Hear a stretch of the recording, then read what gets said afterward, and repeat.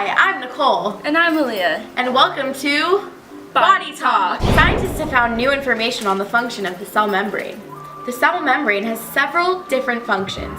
The membrane is semi-permeable, so only certain molecules can diffuse across. Ultimately, the cell membrane serves as a gatekeeper or barrier. The membrane also serves to transport proteins, which help the cell accumulate nutrients in higher concentrations.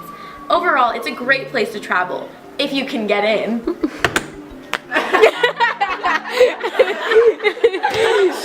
The basic structural framework of the plasma membrane is the lipid bilayer.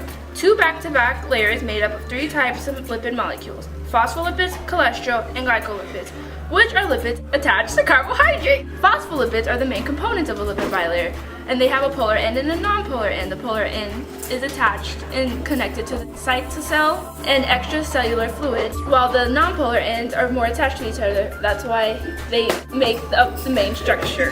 How cool! Hi, I'm Jamia, and I'm with Kayla Jax here on membrane junctions. Thank you, Jamia. Well, there are three types of membrane junctions. There are tight junctions, desmosomes, and gap junctions.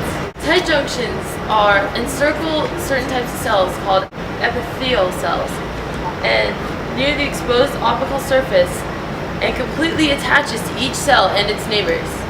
Desmosomes, now there are different type of adhesion. Between the two epithelial cells, a type of intercellular junction that holds together at a single point like a button. Gap cells formed across an intercellular space between neighboring cells, bridged by 6 transmembrane proteins called connextions. Oh, okay. Yeah. And I've heard a lot about selective permeability. Can you tell us a little about that? Well, I don't have a lot on it, but I do have one thing. Selective permeability is allowing substances to pass more readily than others through the membrane. Interesting.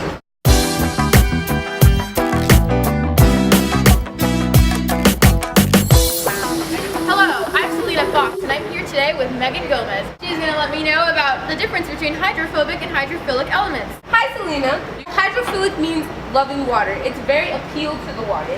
Hydrophobic means it's fearing water. It repels for the water. For example, because of the hydrophilic and hydrophobic properties, the plasma membrane shares a sandwich-like structure where the polar ends, which are hydrophilic, are exposed to the in and outside of the cell, where the non-polar ends, the hydrophobic ends, face each other within the internal portion of the membrane. That is so interesting. Wow, we need to learn more about this. Let's go back to the studio so we can continue this live. Thank you for having me. Hello folks, it's Nicole here with our Mega Doppler 700 footage brought to you by Cell Central News. Over here we're showing you an image of passive transport taking place live in footage, and as you can see there's substances going from the outside of the cell into the inside, where it goes from a high concentration gradient to low concentration gradient, otherwise known as passive transport. This would be called facilitated diffusion if it was involved in active transport and going from low to high concentration gradient. And then we switch over to our 700 Mega Doppler 360 camera, which is an image right now live of osmosis, which is the transportation of water or diffusion of water, and it goes once again from a high to low concentration gradient. And here is our nice X-ray footage brought to you by Cell Central News.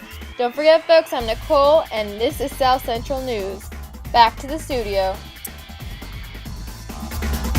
Speaking of transport, let's hear what our guest Julie has to say. We have many different types of active transport. They can be divided into two different branches known as endocytosis and exocytosis. Endocytosis includes two different types known as phagocytosis and penocytosis. Penocytosis is basically the cell drinking, whereas phagocytosis is basically the cell eating. Endocytosis is a cellular process in which the cell's plasma membrane engulfs other substances into the cell. How exciting! Examples of these giant outer substances can be large polar molecules, such as proteins and hormones. Other types of endocytosis, like I mentioned before, are penocytosis and phagocytosis.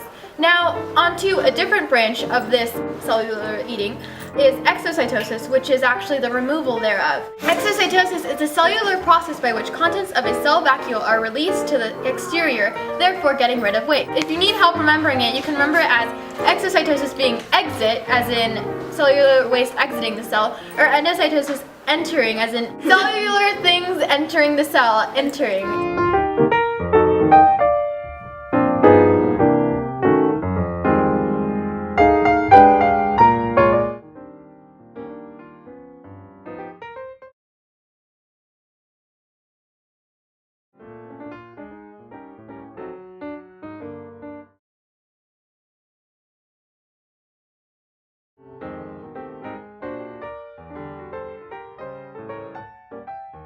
That about concludes it. Wow, well, it was really nice to meet you, Julie. Nice to see you too. Thanks for coming.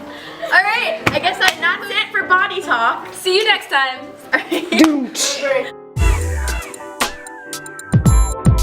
Today we will be talking about the act of transport. Okay, ready, set, action. Hello. No! Julie! Keep going! Okay. Hello. Today, scientists have found new information on the formation. Just kidding. Start over. Cut that. I don't know why I said formation. Blooper. Okay. Outer substances. Okay. Slow down. Slow down. Outer sub. You keep going. Okay, start. Go. Okay. In exocytosis, it's. That only certain membranes can diffuse.